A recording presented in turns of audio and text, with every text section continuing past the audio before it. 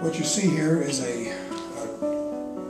trestle table that I've assembled without glue, just to show you the components and the way it fits together. I then like to talk about the steps I went through to have it reach this point, or the procedures I followed to construct the table that you see right here. This is an unattached top, which measures roughly 15 by 24. Actually, it's precisely 15 by 24. And as you can see, the top sits on a cross brace and on two, or I call this a long brace actually, and on two cross braces which are notched into the cross brace, or the long brace rather. These two pieces fit into the notches. They are themselves notched, as you can see. Now, at this point it becomes interesting because there's nothing holding this together at the moment but tenons, which will eventually be something called wedged-through tenons that pass through mortises into each of the two sides. Call this side 1, call this side 2. This long brace and this shelf both have tenons at the end. You can see the tenon here. That's the tenon that goes with the shelf. And you can see the tenon here that goes with the long brace that supports the top. The same arrangement, of course, appears on the other side of this table.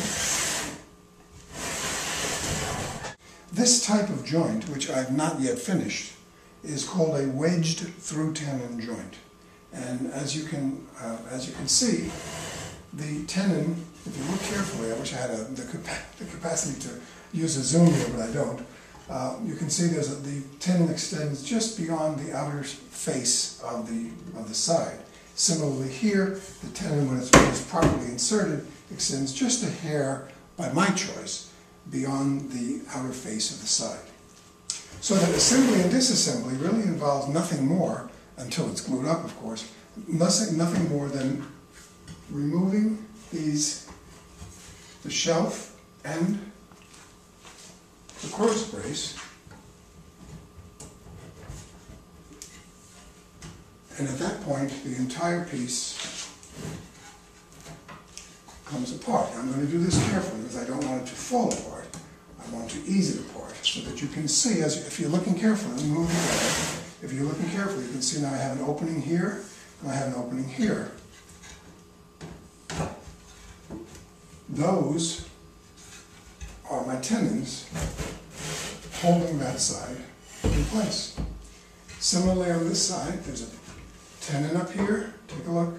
There's my tenon up here. And this fits a bit more snugly, but it will come out. A tenon right here. So the entire piece can be broken down.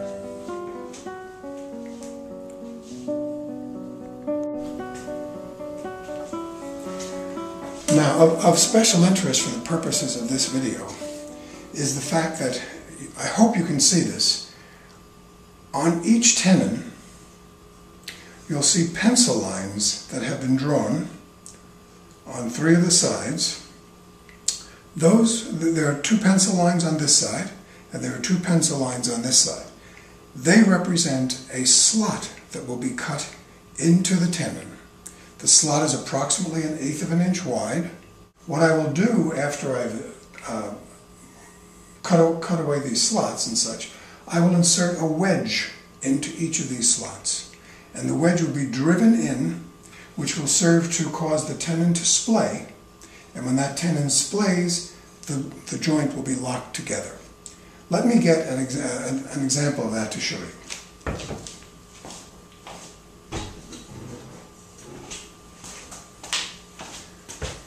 Now this is an exaggerated example of what I'm talking about.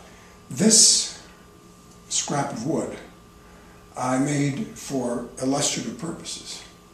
As you can see, looking here, for example, as I drive this wedge into this wedge into this slot, the tenon splays. You can see it, I'm sure, with the naked eye. It moves outward from the base.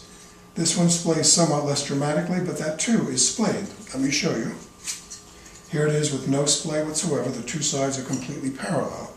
When I introduce the wedge between the two into the slot, what I wind up with something that is no longer a parallelogram, but more like a trapezoid.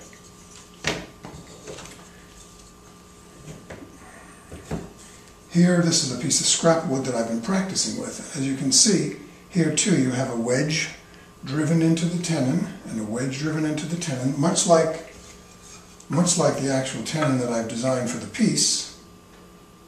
Okay? These wedges too, although they're not as long, of course, as this wedge, and the splaying is not as dramatic, there is enough splaying to lock the joint in place. So while this won't fit properly, let me show you. If this were my upper brace that I mentioned to you before, the long brace, it would fit into this mortise, and when the wedge was driven in place, it would cause the tenon to splay, locking the joint together. Of course, again, this is not made to fit that. This is just an example. And I've made a number of these with different size wedges. This wedge here is about, again, slightly more than 1/8 of an inch, or actually the slot is less than 1/8 of an inch, and the wedge is slightly larger. So you get that splay effect, not as dramatic, but it's there. Then I cut slightly larger wedges and slightly wider slots, because that makes a different aesthetic statement. This is option number one. Again, in this case, of course, the tenon isn't long enough to be coming out beyond the mortise, so so it shows more and more dramatically. But you can see there are these two narrow wedges. Then I made the next size up, which was this. That looks a little, to me, a little bit better. That's a slightly wider wedge. And then, again, in the interest of practice and learning, I made a third set of wedges for a third tenon, and that looks like that. So you'll have the same thing. I haven't done it in larger pieces, but the same effect will occur at the bottom, where you'll have wedges, probably 3 wedges down here, looking, depending on the size, looking like that, and running along across, if you will, the length of the tenon. In the next segment, I'm going to show you how I cut those slots.